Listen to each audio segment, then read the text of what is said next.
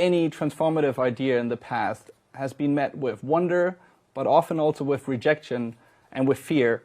One idea that I find recurring in all your books is that you stress that one thing that humanity can always count on is change. So I wonder, why then are we still afraid of it, of change and of innovation?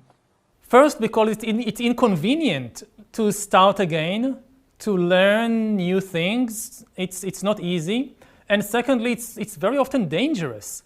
If you look at biology, then I guess that 99% of mutations are bad for you. It's a very, very small percentage which actually improves things. Most startups fail. Even if you look at revolutions in history, so at least the more radical revolutions almost always, at least at first, bring more misery than happiness. It's usually the moderate revolutions that do better. Humans just are unable to completely rethink and reinvent the world. So if they try to change too much, too quickly, it's always a disaster. You know, you compare the Bolshevik Revolution in 1917 to the American Revolution, or so-called revolution, of the late 18th century.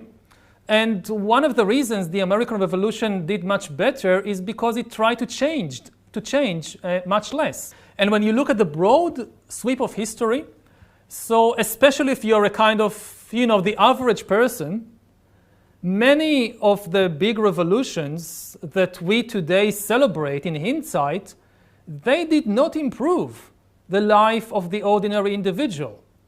To take one of the biggest examples, the agricultural revolution, the shift from living as hunter-gatherers to living as farmers, this was a good idea if you were a king or a high priest or something like that. But for the average farmer, it made life much harder. The average farmer, let's say in ancient Egypt or in medieval China, worked much harder than ancient hunter-gatherers.